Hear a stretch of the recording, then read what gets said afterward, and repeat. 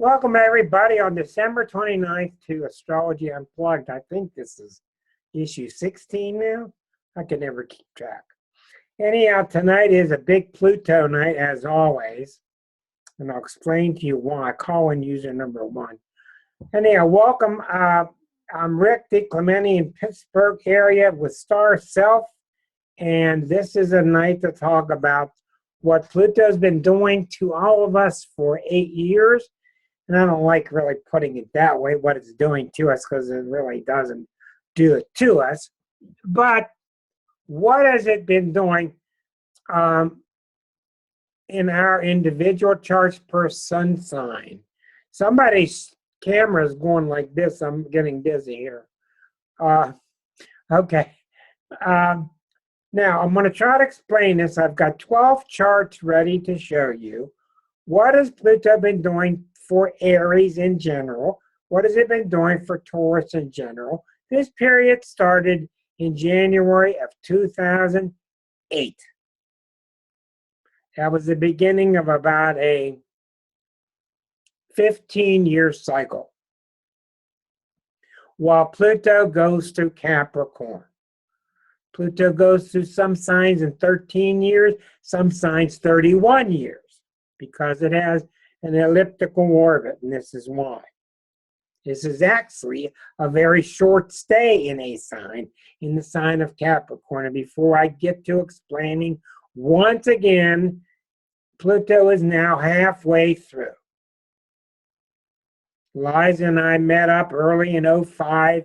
I asked her to help me write an article about what we thought Pluto and Capricorn would be like. We were highly accurate, I'm sorry to say. And now everybody else is finding out about it. We knew this was coming 10 years ago. We didn't feel it. We didn't see it. You could sense it all around. There's panic. There's people upset. All kind of things. Pluto didn't say, I'm going to come in and upset people. That's not the story. Why are things upset? They're upset because we're not integrated. That's why. If we had been integrated individually and as a whole, as a country, as a world, we wouldn't have it. Pluto's a tough planet. It digs up dirt. It digs up corruption because it wants things cleansed. It's very much like a cancer operation. And the doctor has to dig in to get the bad stuff out so the good stuff can grow. Now, we knew it was coming. We knew there are 4 types of Pluto transits. We knew that it would have different manifestations. We're definitely seeing it symbolic as the rise of lots of parts of the world against us, because we are also getting, at the same time Pluto's in Capricorn, we're getting Pluto opposite the Sun in Cancer, because the United States is a Cancer. And the Pluto opposition to the Sun in Cancer for the last couple of years has been causing the identity crisis. So a lot of our problem is because we don't have a secure identity. Okay? I will remind you, please keep your sound muted. Later on, as we have questions, you can unmute yourself and we will have an exchange. Now, during the 15 years of Pluto and Capricorn, it's particularly severe because it spent about 13 years in Cavalier Sagittarius. The contrast between being 1995 to 2008 in Sagittarius is similar to the contrast between whimsical Sagittarius and serious Capricorn. This is why we knew that people kept renting. We knew people keep getting loans. We knew people were overextended while I was in Sag. We knew credit cards were up your elbows. We knew mortgages were up your elbows, but somehow it kept working. Power on, keep it up, keep it up. Then the bills came due on January 25th of 2008. The bill came due because that's Capricorn. Instantly, sitting at 2 degrees, The Fed, the chart of the Fed is at 2 degrees. What you have even before Pluto crossed? You had an economic collapse at the later parts of '07. I'm not going into all that because I've written so much about it. I've done so many videos about it. We're going to get down to the sun signs. Now, while it was going to Capricorn, it's still halfway there. It's got till 2023, 2024, till it comes out. And then it's not going to be picnic time. There still will be new challenges. Pluto hopefully destroys and then it rebuilds. Destroys and rebuilds. And if you look at the darkest times in your life, you see where there's been destruction, cleansing, and it's heavy, dark nights of the soul, and then there's rebirth. That's what we're hoping for. It is not guaranteed for us or any country. You know yourself, we're on the verge of destroying this planet. Like it or not. We may be reborn, we may not. We don't know. All we can do is do our best. Believe in climate, not. It's up to you. So anyhow, as Pluto has been going through Capricorn, it's been going through what's called a solar house. A different house for Aries, a different house for Taurus, a different house for Gemini. This has nothing to do with your personal chart.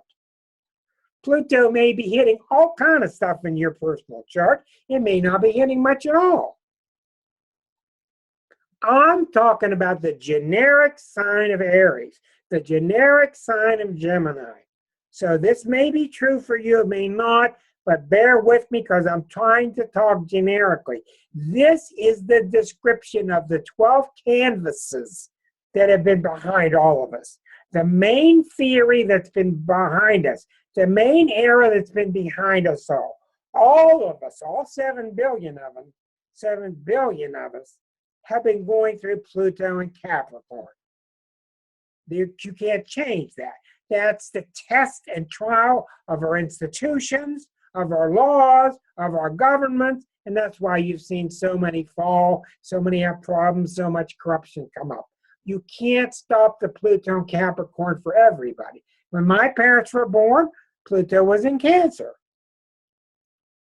That was Cancerian. Your family, live and die for your country, live and die for your job, live and die for your family. Then Pluto went into Leo. That was the generation, the baby boomers.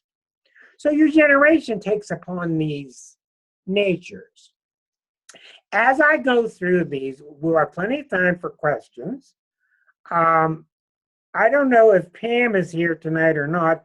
If you are, Pam, please send me a chat message at the bottom because I may be able to get to your chart depending on how long this Pluto thing takes, and I'm not going to rush it because you need to know what's going on.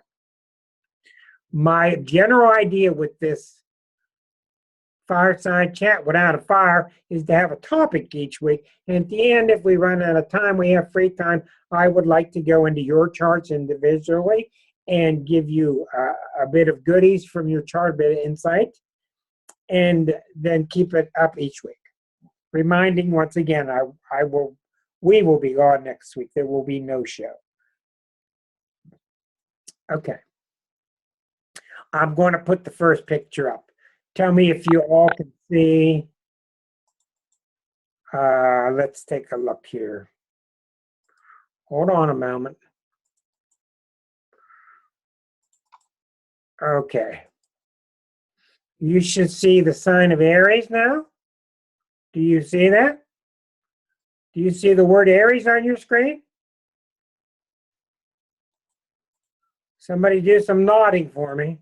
No. Oh, okay, thank you. All right, let's try it again. Let's one more time. I think we'll get it now. This software has trouble. Okay, now you should see it, right? Okay. So here's Capricorn up here. For Aries, when you want to test a sign, you always put the sign in the first house. You will learn much more about houses later. Tonight you'll get an idea. You'll learn more as we keep going through Unplugs. When you want to test the sign, you put it in the first house. The first house for everybody at all times, forever, is always right there. This is the first house. It's always on a clock between 8 o'clock and 9 o'clock. Always. The 10th house is always up here. Houses don't change. Signs do. Houses never change. So for all Aries people that were born, that are alive, even ones that are past, Pluto's still affecting their chart. Pluto has been going through the 10th house for all Aries. So for all Aries people, Pluto has been going through the 10th house. Taurus has been going through the 9th house, etc. We're going to continue around the circle. Hello, Susan. Nice for you to join us. Okay. Hi, Pat. Pluto has been going through the 10th house. Now, it's not much of a big deal for Aries. Some signs this is a big deal, some signs not. I'm going to explain to you why. Number one, Pluto is the ruler of Scorpio. What was the ruler of Scorpio before 1930? We didn't even know there was a Pluto till Hitler in 1930. Coincidence? Mars. Mars was the old traditional ruler of Scorpio. Mars is a ruler of Aries. So to take an Aries and dip them into Scorpio sauce, it's not much different. In other words, Mars is tough, Scorpio is tough. Mars is aggressive, Scorpio can be aggressive. Now, the issue here is that in the past 8 years, for all Aries, think of the Aries people you know.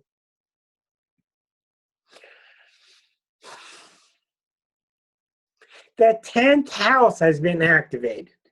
The 10th house is your job and your career for most people. Your job, your career, your public standing.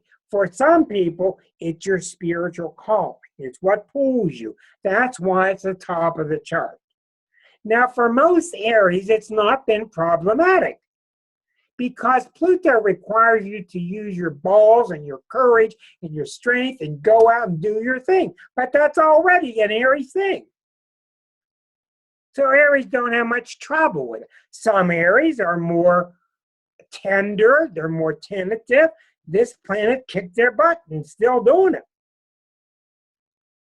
Pluto wants you strong. It wants you to have meaning in your life. Now, a lot of Aries, they get up, they want to do something, they go do it. That's the way Aries is. That's why they have that refreshing look in their face. They're always very innocent looking. They're got that Jennifer Garner look in their face. They're very innocent, childlike looking. They think of something they want to do, they do it. So Pluto has not been too problematic for most Aries. Now, if it has been, that's because the Aries person has grown up with a bad Mars, with people cautioning them too much. They don't have direct access to their energy, to their fuel tank. They are born with the gas pedal and brake at the same time. So it's not really Pluto that's their problem. It's their own inability to be secured to that gas pedal.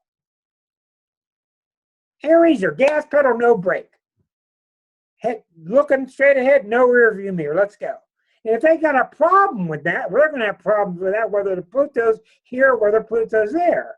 So in the 10th house, what it's been doing to them, most Aries, and I'll tell you right, this started right in January 2008, most Aries put the pedal down. By God, this is what I'm going to do, and I'm going to go do it.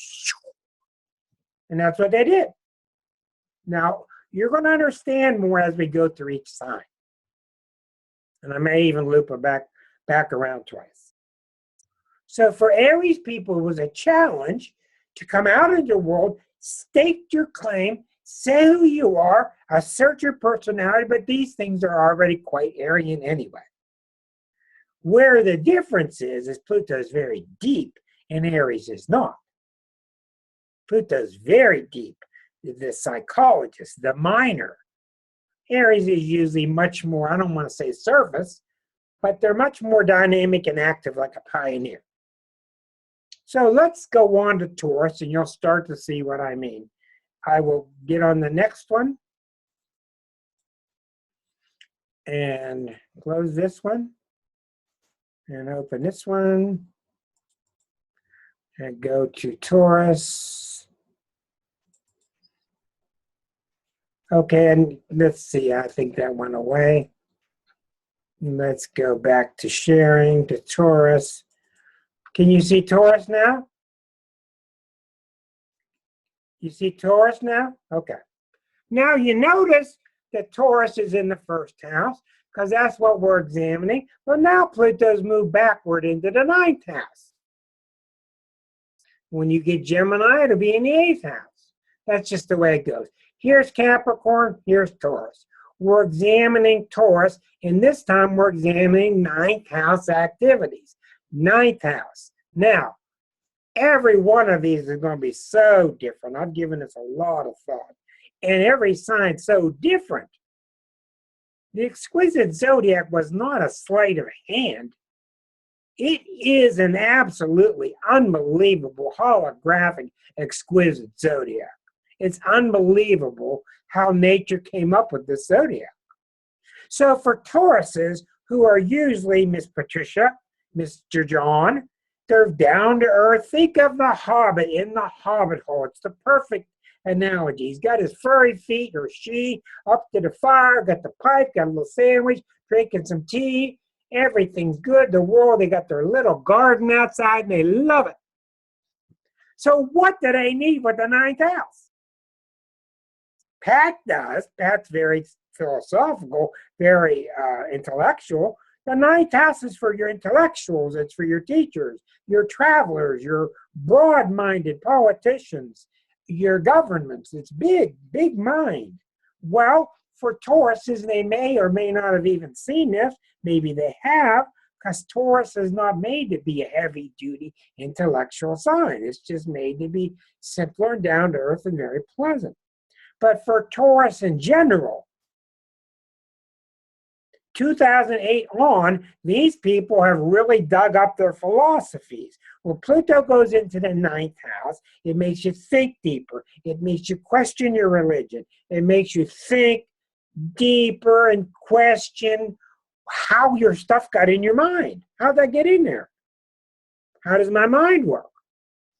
So usually when people have Pluto go in their 9th house, it's a quest.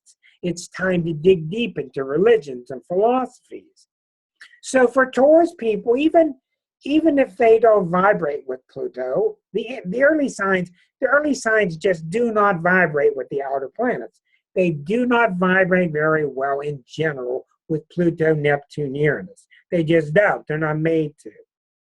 But for many, many, many Tauruses, it's been a time of great intellectual growth, maybe back to college, traveling around the world, growing the intellect. The 9th house is getting your mind ready to go to the 10th house, because the 10th house is where you stand at the top, on top of the world. And you got to get your mind. The 9th house is going to Harvard. It's what it is. Why? Because you got to get your mind big before you climb on top and you go out into the world to do your thing and stake your claim. So for Tauruses, it's been mainly an intellectual broadening of their philosophy. And if they have not got on the boat with this, if they have not got on with this, they have had their actual philosophy challenged. That's how Pluto works. You either get with it or you get challenged from the outside. That's why Pluto kicks your butt. Pluto only kicks your butt if you're not letting it up and through. No planet kicks your butt. These planets are symbolic of energies coming up through you. And if you don't allow them, then the quote outer world attacks you. There is no outer world. It's all projection. Now, from the looks of your head going like this or no, do you Are you aware of any Tauruses around you who have generally had this challenge? Now, it's very hard to talk to them about it because they will assure you that all these ideas were theirs, but they're not. See, the early signs are very identified with the self. The outer signs, the outer planets, Pluto, Neptune, Uranus, Scorpio, Pisces, Aquarius, are identified with a bigger mind. It's beyond this earth. Taurus don't know what you're talking about. All they want to talk about is are you wrong or how wrong are you? You're not going to convince them, most of them. They see the world the way they see the world, and the way you see the world just can't be. So how wrong are you? They're not dumb. It's just they live in a simple world that's very peaceful, and at least one sign of the zodiac has to be that way. Now let's go on, and you'll start to see the rhythm of how all this works. I will now go to Gemini. Liza, if you have anything to say, please do, and it all worked out just fine. Okay, all right. Let me go into the sign of Gemini. Hold on with me. Okay, and let's go here. And there we are, and stop the share and go back, and here's Gemini. Okay, do you all see the sign of Gemini now? You see the sign of Gemini? Okay, Pluto is now backed up into the 8th house. And as we do this exercise, Pluto's going to go all the way around. Now, this is another weird one, a really strange one. Pluto in the 8th house for Geminis. Okay, we all know Geminis are lighthearted, fun-loving, trivia-loving, zest for life, into this, into that, into novelty. The 8th house couldn't be any more different. And you wouldn't believe it. It's such a bad match in the astrology zodiac, but you see it all the time. Scorpio men all the time are marrying Gemini women. It just happens a lot. So you can't say it's a bad match because it happens. But theoretically, it's very different because Gemini is lateral learning and Scorpio is deep learning. That's one of the reasons they attract each other. It's my theory that they attract each other because they're both a mystery to each other. And they both love mysteries. But the Scorpio solves the Gemini mystery quickly, and the Geminis will never have any idea what makes a Taurus. I'm sorry. The Geminis will never have any idea what makes a Scorpio tick. This has a double Scorpio connotation. Pluto rules the 8th house. So you're taking these lighthearted Geminis, and all of a sudden things have gotten very serious. What is it really about? All the old books, which really need a lot of polishing, they all talk about the 8th house being other people's money, other people's values. It's really so far-fetched. The houses need to be updated so badly. The 8th house is really simple. It's across the zodiac from the 2nd house. The 2nd house is the Taurus house. My stuff, me and my stuff. It's the money house. Me and my money, me and my stuff. The 8th house is not other people's money, although it is in a way. The 8th house is the opposite of the 2nd. The 2nd house is mainly not their money. It's their values. It's their self-worth. That's what the 2nd house is. Self-worth. Well, the 8th house is, what am I like when I'm with you? When I'm with you, how does it affect my self-worth?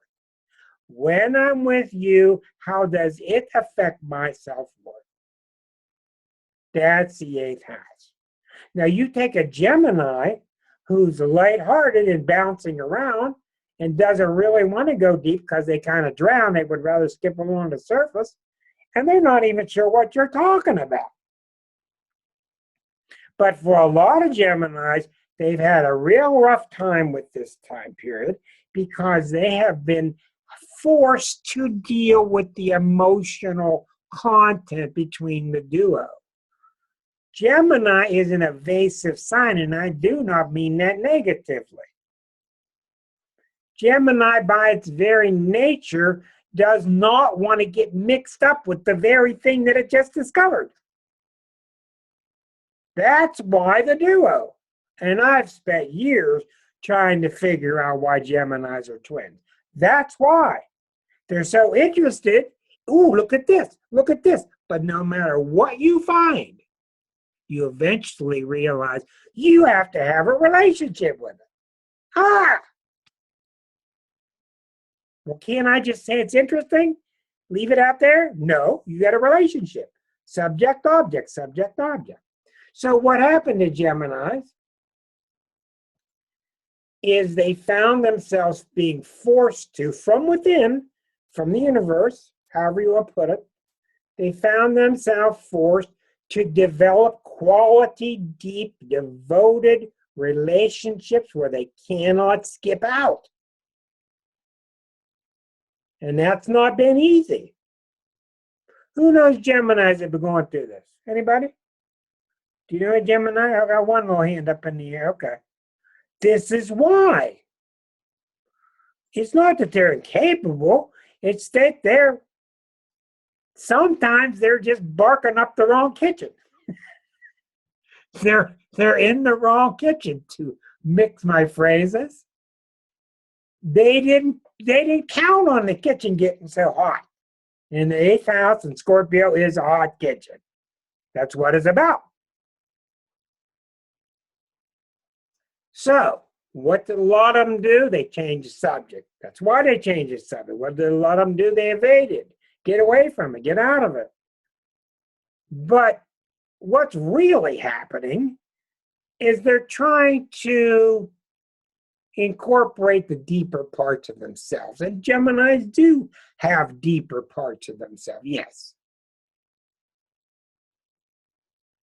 So it's not been easy for them. The early signs do not mix well with the outer planets. They just don't. Unless that Gemini has a lot of Scorpio in their chart, and unless David's listening to me, I have to behave myself.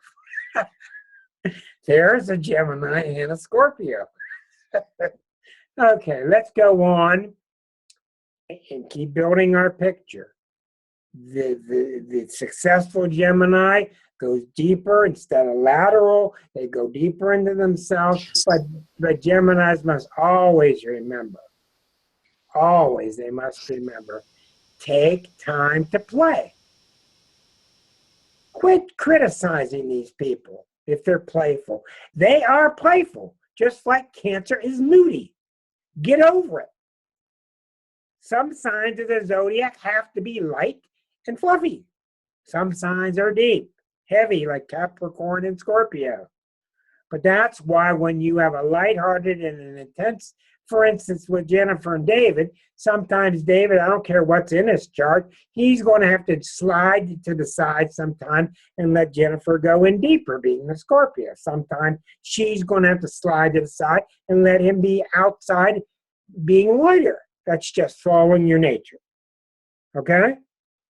Let's go now. Now there's some really tough ones ahead. Other ones don't matter too much. We're going to go into Cancer.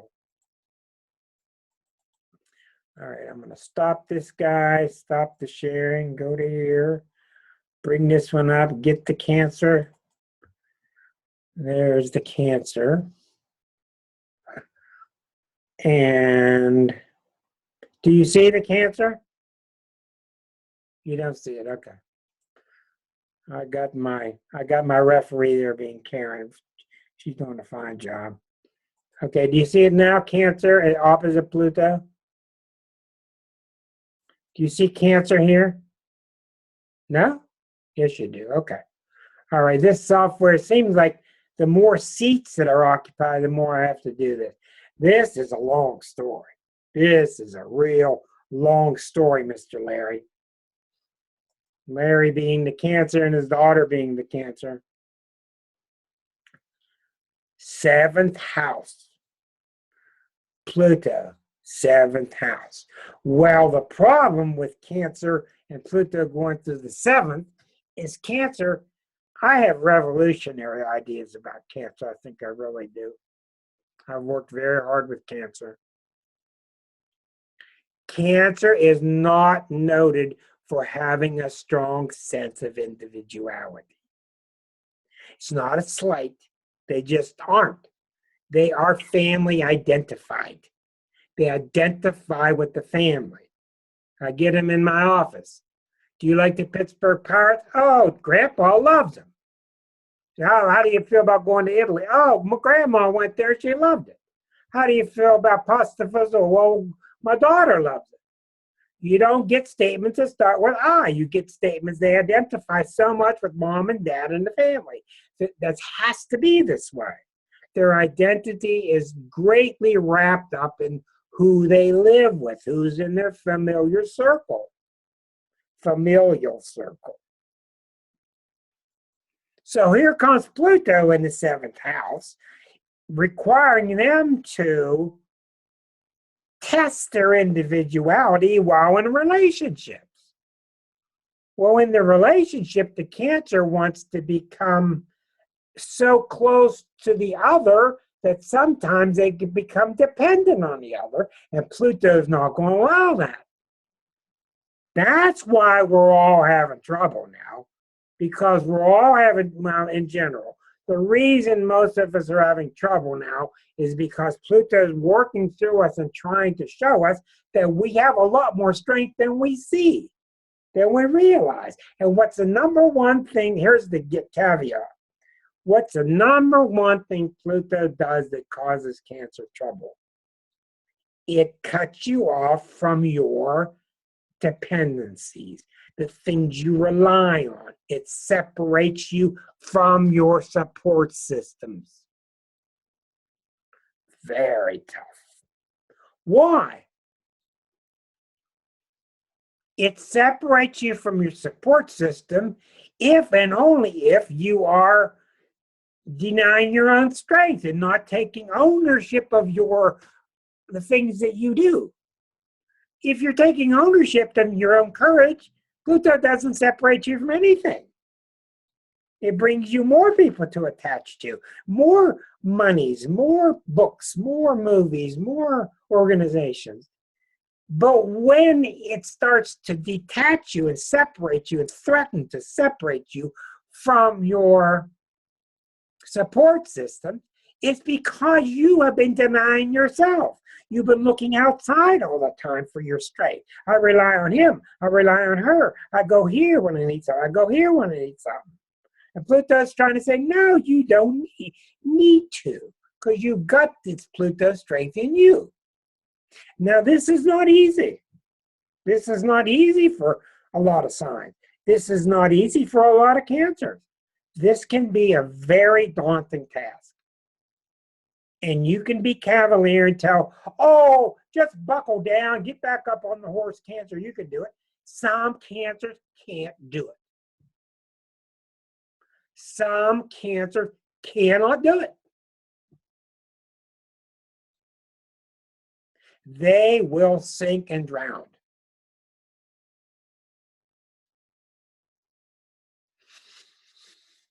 I have a lot to say about this sign, but that's been the challenge. So what's been happening is in the 7th house, which is relationships, they've been trying to develop relationships, but it so commonly becomes codependent. In the nature of codependency, Pluto spits it out. So there's the trick. How do you become in a relationship without becoming codependent? And the secret is in the word relationship.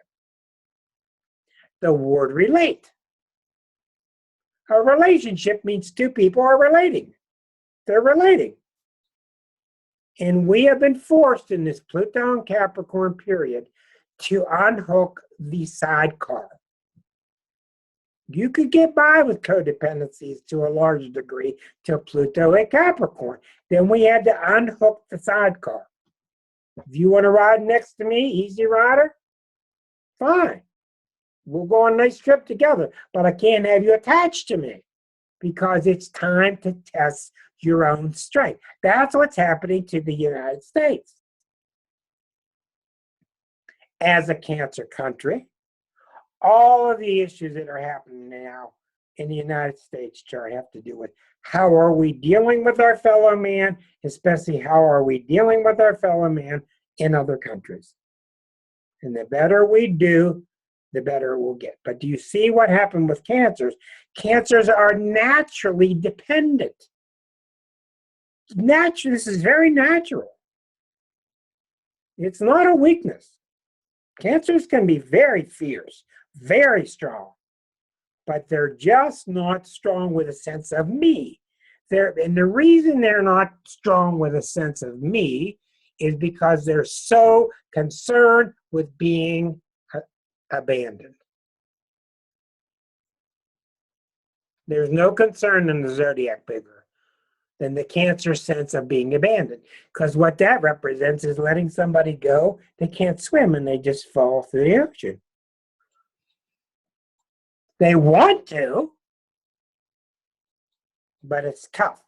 And I'll tell you what, a lot of it has to do with the Cancer. If their moon and their sun is near the top of the zodiac, they're a lot stronger. If their moon is in a fire sign like Leo or Aries or Sag, they are a lot stronger.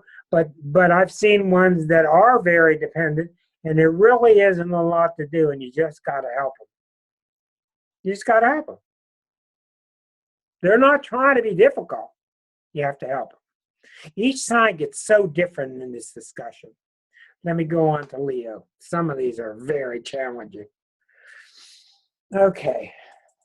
Go on to Cancer and close that down. And get back to here and open up Leo. I hope this is making sense to you. There's Leo.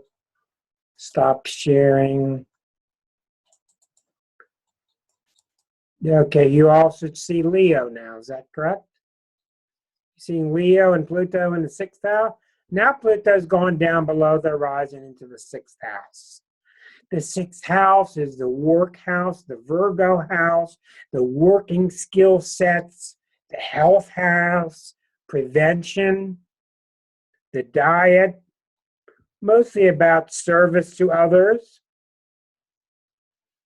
Now, this is not an easy house for the sign of Leo, but it's nothing as challenging as was Cancer in the 7th. So we have Pluto in the 6th house for Leos. Well, what's Leo all about?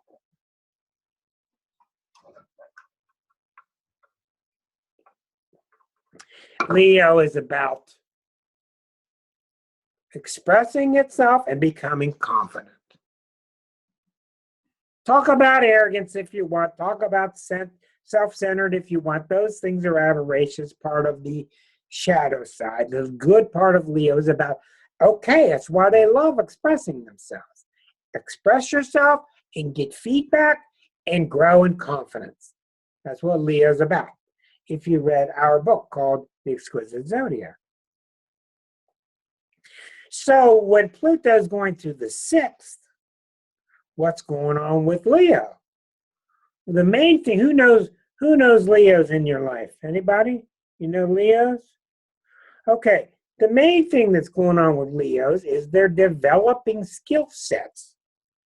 There's an unconscious feeling like I've got to go mix with the world and I'm really not up to the task properly. And during this 13-year period, or 15-year period, 2008 to 2023, it's time for them to dig deep and update their skill sets, usually very practical ones. Going back to school, getting MBAs, doing studying, doing apprenticeship to learn to adopt skill sets that are more marketable. But the problem with it is Leo can be a very entitled sign. A lot of Leos want to start at the top. What do you mean I got to start at the bottom and work my way up? What? In Virgo, the 6th house is a very humble place. Work your way up with your mouth shut. Leos don't do anything with their mouth shut. Leos feel they deserve it. There's the problem. Can the Leo become humble enough to allow this Pluto process, to allow them to update their skill sets and become a richer individual? It's a tough chore here because no sign is at home with a sign next door. All signs have difficulty with the signs next door. All signs have difficulty naturally with the sign next door. And with Leo, the ruler of the 5th house, going through Pluto through their 6th house, this is one of the reasons it can be difficult. Another thing that's happening with Leos, and I think Karen DeBerry has gotten into a lot of this too, because she is a Leo with a lot of Virgo. When planets go through your 6th house, it's when you get obsessed with preventive measures. Let me take care of myself, then I won't have to hope to do treadmill all day long for 6 years. If I take care of myself and eat right and exercise and take ownership. See, Virgo is very much a sign of being self-made. I made my bed, I'll sleep in it. So the proper Leo has been using this time period to develop and become preventative and to develop skill sets and to take ownership of their health, etc. And nobody's going to give it to them because they think they deserve it. That's the caveat. Now we're really getting heavy duty. The next one's really interesting. I think this is really interesting, the Libra one. Let's watch Libra. Okay, let's get to Libra. We stop that, go here. Okay. Libra. All right. Rick, what happened to Virgo? I'm sorry. Thank you. I'm so anxious to get to Libra. You're right there.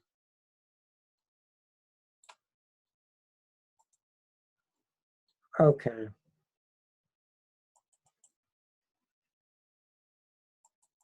I guess I'm just messing up, Suzanne. I got too many buttons to push. Where's John when you need him? Virgo.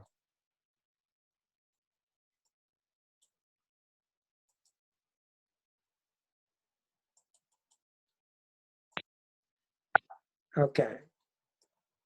Why is this doing this to me? All right. Okay, do you see Virgo here? Pluto's in the 5th house. So we have the opposite of Leo and Pluto in the 6th house. It's the opposite. Virgo people, this is an unusual one. Virgo people with Pluto in the 5th. Pluto in the 5th house for Virgos.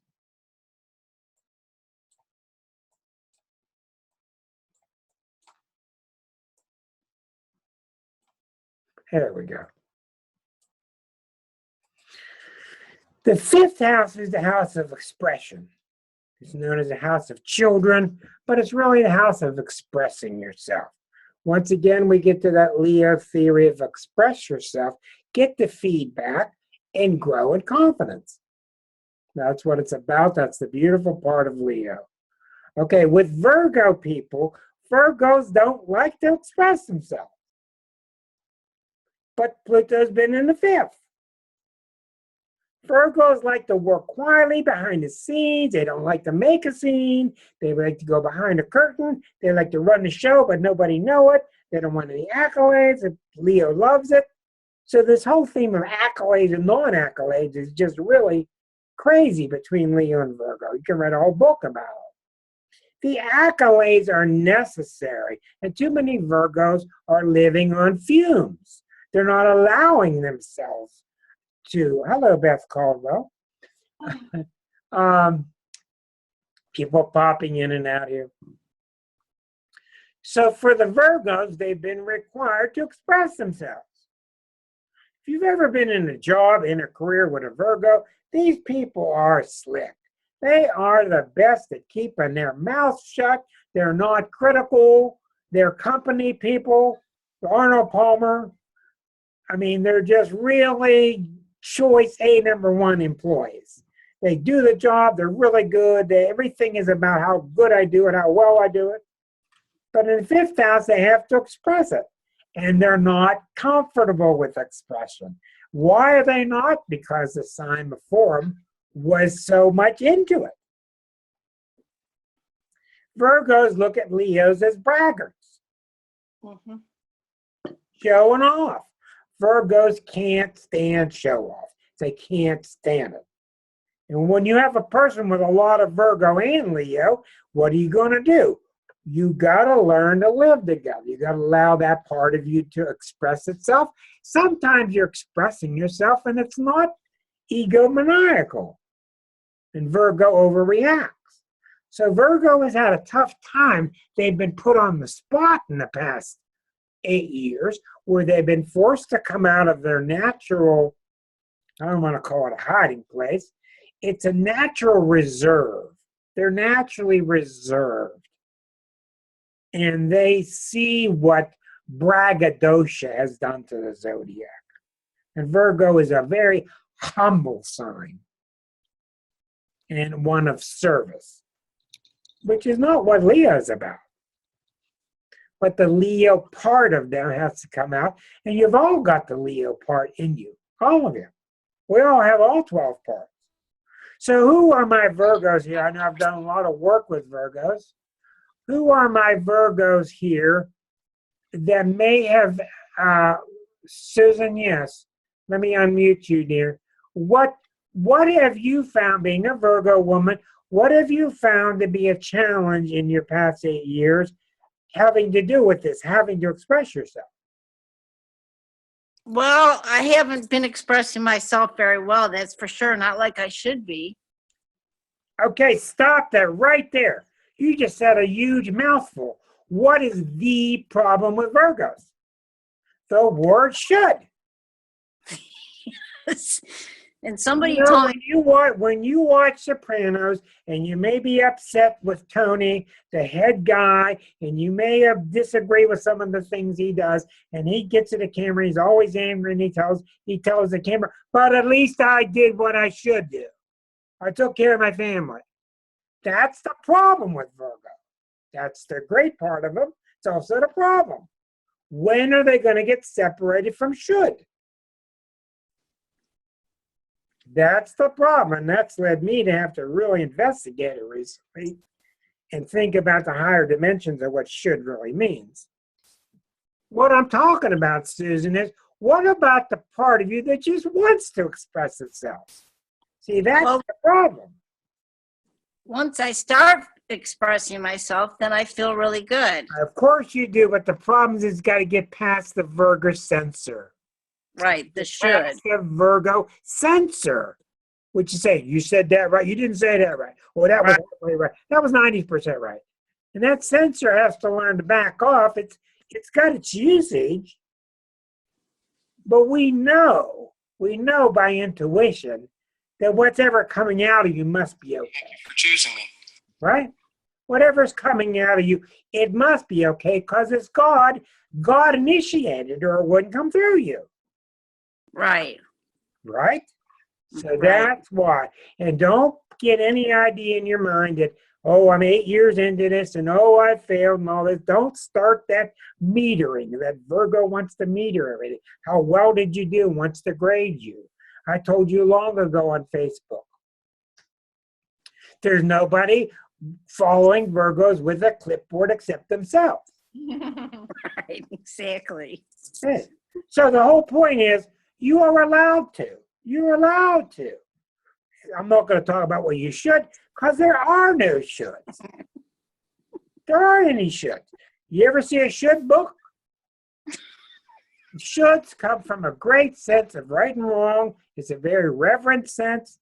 I'm not going to say much more about it because I think you get my idea. Any other Virgos listening? Don't want to comment? Okay. Let's move on to Libra because this is really an interesting one.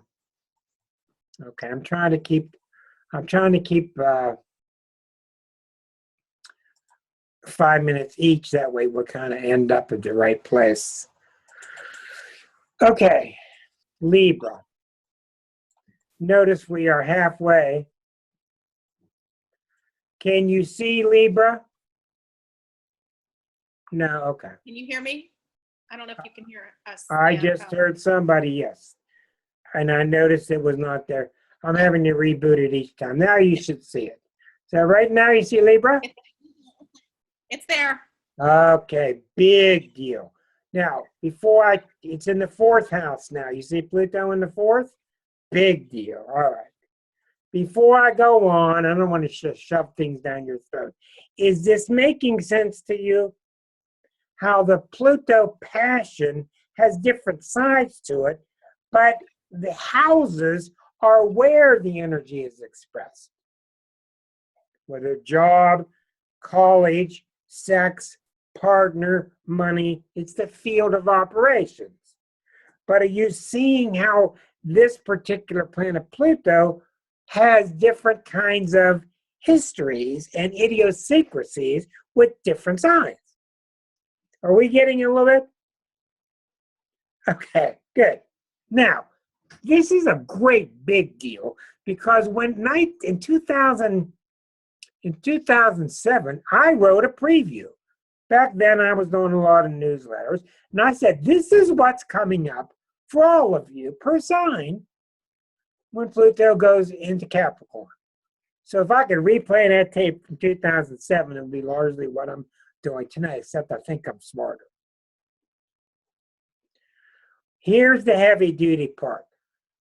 The 4th house is where Pluto's in the 4th house for Libras. Libra, Scorpio, Sag, Capricorn. 4th house. The 4th house is Cancerian for everybody. It's the bottom of the chart. It's your roots. It's your family. It's your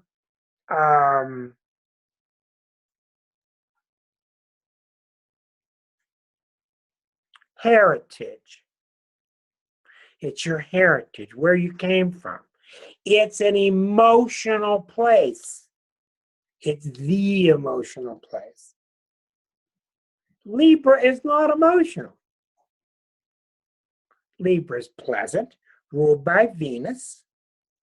Very nice. Yes, Carrie Fisher. Yes, Barbara Walters. It's very nice and very pleasant and very social and very graceful and tactful, but it's not real emotional. And I've had so many people flip out and come to me, and I put the chart aside. I don't even need to talk about the chart much. What's happened to the Libras in the last 8 years is they have been required from inside to develop their emotional nature. And they're not emotional people. They want to intellectualize it, and they want to socialize it. That's what Libras do. They intellectualize and they socialize it. Well, that's not going to satisfy your deep gut feelings. Who follows baseball and the Pirates and saw what happened to McCutcheon this past summer? Great ball player in Pittsburgh, fell apart. Pluto was going through his 4th house. I wrote to him, blah, blah, blah. Long story short, that's what happened. It's not that Libras can't become emotional. It's that we as Americans and as humans are not in touch with the zodiac. We're going through natural cycles. We don't know it. Now, in 8 years, when Pluto comes out of Scorpio, Libras will kind of return to normal in a sense. They won't feel as impassioned to develop. Now, someone like Suzanne here, Suzanne can't really listen to this discussion much because she's got Pluto rising in the 1st house in her chart. So Suzanne is naturally very Plutonic. So she cannot understand this subject like a typical Libra would. But I'm sure she still picked it up. Pluto in your 7th wants you to go deep to your real roots, while Libra is not about that. Libra is about how do you fit in society. John Lennon didn't go out and have vision quest by himself. He was in bed with his wife with the cameras and microphones, making a social statement. Social, that's what they do. Well, what the Libra has to do during this 15-year period is learn to accept that passionate part, learn to see our big problem with the outer planets is they come through us and we think we're getting wired. We think we're coming unglued. We don't understand it. But it's very real, and that's where you get last week's discussion, I think it was. What came over you? What got into you? That's what these things are. So, another problem with Libra is Pluto's not really pleasant. Pluto doesn't care if it's pleasant. Libra has to have everything pleasant.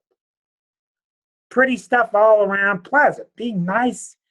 Could I be nice? And you look at the manners that Johnny Carson used on his show. He was so well mannered. You could sense that he was right on the cusp of Scorpio. You could sense the passion deep inside him, but he always forced it to come out in a very tactful way. The Libra outside. So the trick is very simple for Libra, simple to explain, not easy to do, is you have to start allowing that passionate part to come out, even if you think you're going to lose points socially. That's the problem. If you assume you're going to go down a notch or two socially, you're going to have trouble with Pluto. But Pluto could care less because Pluto is your passions. And they're based in very intense boiler rooms. Does it make sense to you? Okay. Now, the next one, I'm not even going to do it. Scorpio. Scorpio's got Pluto going through the third house, which is the house of the mind. Now you're talking about taking a maroon room and painting it maroon, or painting it darker maroon. Scorpios aren't even noticing Pluto in the third house. Maybe they do, somewhat, but the third house is the mind. The mind is getting deeper. The mind is getting stronger. So for Scorpios, it's not a real big challenge for Pluto going through the third because they're naturally very intense, deep thinkers anyway. There's several types of thinkers in the zodiac. The Gemini thinker, which is, ooh, isn't that neat? Look at those neat things you can do. Let me tell everybody. The Libra, ooh, socially, what's the social savvy thing to do? I'm up with it. I'm with the times. I'm with the social times. What's in style? The Scorpios, the deep thinkers, the psychologists, thinking deep, penetrating, and all your great. Where do you think the Cancer Tesla came from? You think all that magic came from him being a Cancer? It was because Pluto was right on his ascendant when he was born. Extremely Plutonic. When you have a heavyweight personality, it's because they got heavy relationships with the outer three planets. And as I read his life story, I had his chart open right next to the book. And I could see the Cancer in him struggling to be socially accepted, childlike, and then the Pluto part was so intense. You know what he used to do? He used to hang out with a friend of his and shock each other because he did all this work with electricity. Tesla, Plutonian. One of his very best friends, they would shock each other. I don't think you're going to die. Zzz. His friend was Mark Twain. And they would hang out in his New York studio and shock each other and laugh and get drunk. That's what they did. Kind of a cool story. But boy, you could see it in that chart how Cancerian he was and also how Scorpionic he was. The guy could see energy in the ethers. I mean, he was just phenomenal. When you have these magic people doing magic stuff, it's Pluto, it's Neptune, it's Uranus. Those are the planets that have to be heavily lined up geometrically in the birth chart. So I don't really think we need to discuss much about Scorpio with the Pluto through the third. Now we're going to talk about Sagittarius. This is an unusual story. Sagittarians, and I believe it's the second house.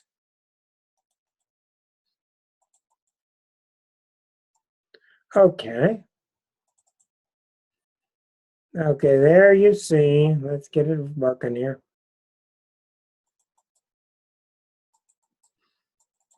There's a Sagittarian. Pluto is in the second house. The house of money, the house of self-worth. That's the real issue here. So, of course, you know, we're doing a sun sign dialogue here.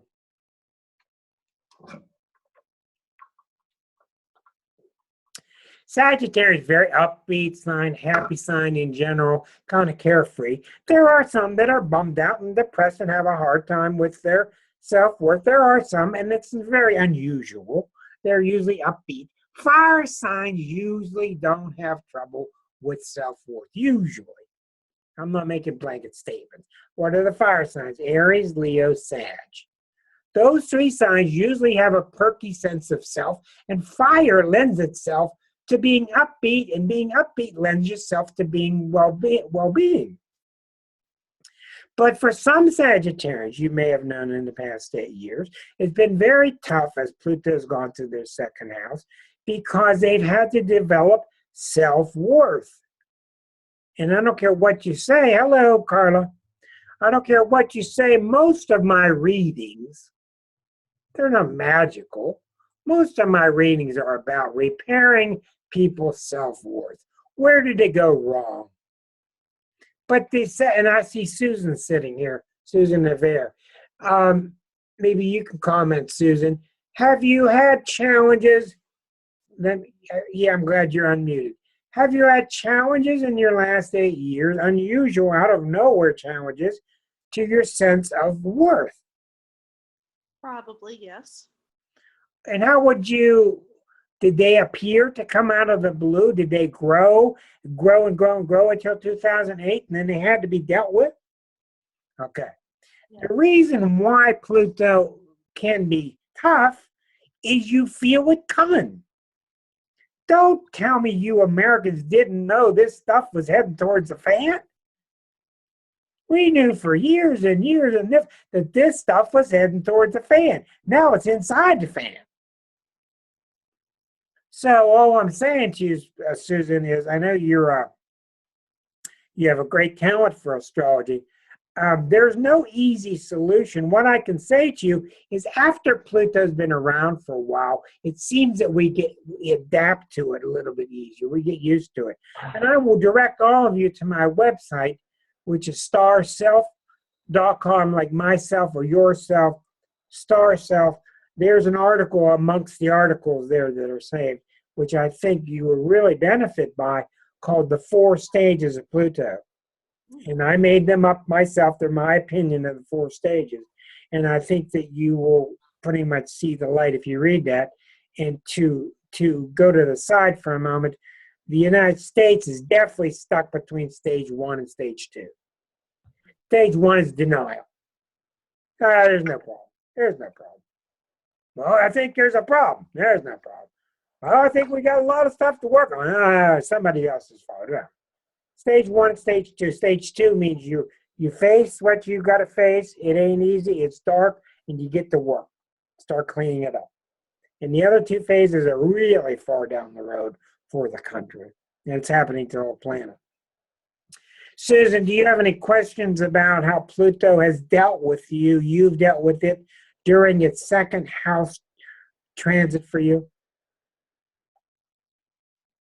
No, it makes perfect sense to me because I've recently gotten rid of a lot of stuff. That's it. That's it. Getting rid of the stuff. And I've told you all that it's so common that you start by cleaning out the basement. But it's not really that. It's cleaning out this stuff, isn't it? Well, it's everything. It's everything. This I got stuff, rid of that everything. stuff, right. Consolidated and moved Right. across. country. So, yeah. That's right. We don't have any idea how much we collect and put up with. It's that simple. You kind of have to, but it gets to a point where sweeping changes are necessary. That's Pluto. That's what you're in the middle of. And you can look forward to stage 3 sometime. I don't know if it's now or pretty soon. And stage 3 is I've been cleaning up, but now I'm starting to see the light. I'm starting to see that there's a direct relationship to this cleaning I've been doing, and it's clearing the way for me. Mhm. Okay, let me hustle along. Thank you, Susan. I want to get through the last 3 here. Okay, no reason to do Capricorn because Pluto's in the first house. So nobody's been affected like Capricorns have. Now, Pluto's been going through Capricorn, and all Capricorns have their sun in Capricorn, and maybe other planets. One reason it's been relatively easier is because Capricorn's a tough sign. Capricorn lives with Saturn. That ain't no easy partner. Now, there's a trick. Pluto's about digging deep into what's true. Capricorn's about doing what's they're supposed to do. No.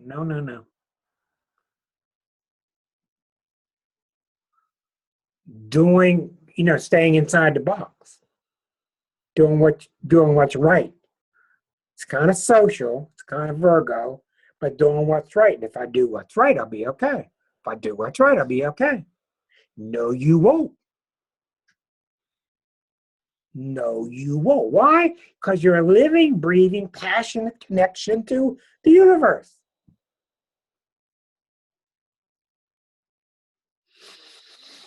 So for Capricorns, it's been very tough because Capricorns are masters, similar to Virgos. They're masters at shutting off their feelings so they can control them. Capricorn and Virgos obey the rules, yes. Obey the rules, right. Pluto doesn't know rules. Pluto is the defiant one. I defy you to put a rule in front of me. Pluto's ballsy. Doesn't mean it's right. Ballsy sign. Powerful. So Capricorns try to obey the rules better during these 8 years. A lot of them have been crushed. A lot of them have been crushed during this time because they rely on social attachments. And I told you, Pluto starts detaching you from your support systems. So anyhow, it can be wonderful because Pluto is a deep sign, deep planet. Capricorn's a deep sign. It can be a wonderful strengthening and deepening of reverence and universal power, but you're not going to get it by looking at your attendance report at church. I used to tell people all the time on my radio show, 82, 83, 84. Oh, I see all this spiritual movement in your chart and everything. And almost everyone to the letter would say, I go to church more. I don't go to church enough. Go to church, go to church. I said, I don't care about your attendance report. I'm talking about spiritual growth inside of you. And they didn't know what I was talking about. That's how far we have grown in just 40 years, 30 years. Really. And that's the problem with Capricorn. We can't equate ourselves to our social standing, to what the country club's got us rated as.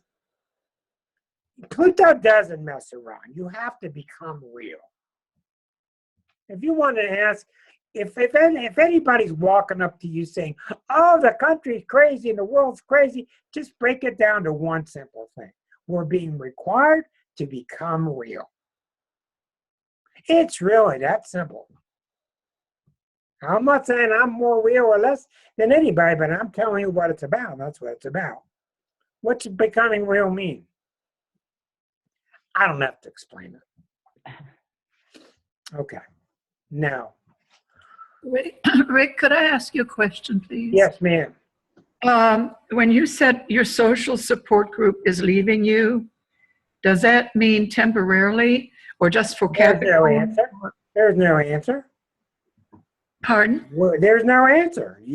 When you're cut off from your air hose and you're underwater, you're cut off from your air hose. What are we going to wait till the time's up and the air hose comes back?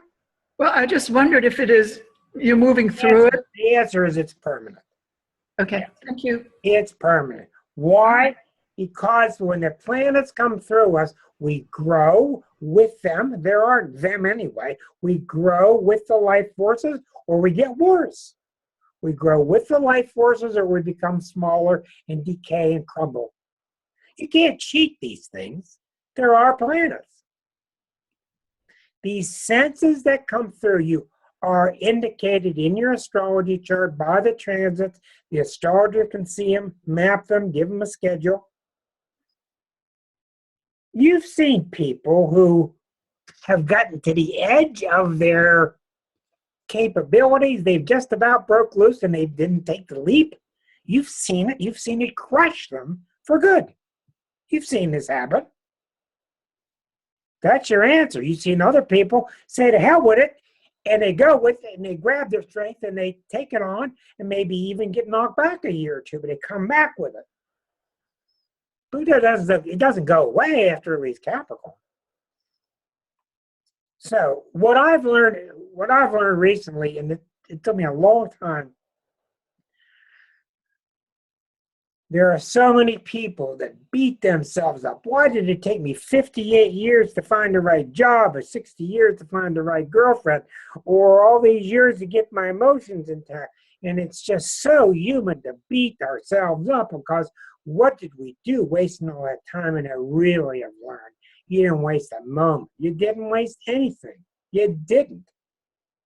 You are ready when you're ready, when you're ready. In my opinion. You're ready when you're ready. I have these incredible readings with people because they come to me when they're ready and I just go, yeah, cool. Let me move on. 2 more to do. I hope that helped you understand a little bit. All right. I'm getting the wrong buttons all over the place.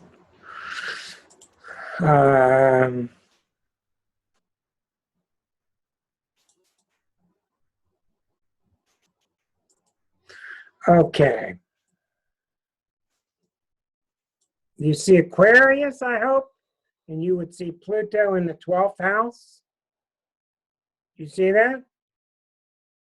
Aquarius is in the first. All signs are in the first. Pluto ends up in the 12th house. Okay, this is a tough one, but Aquarians are tough people. They're very broad. They're broad-minded, very smart. This is the house that has maybe the most misunderstood house of all. The house of your undoing, the house of darkness, the house of suffering, all these boogie-woogies from the past books. It's not what this house is. This is the house where you connect to God.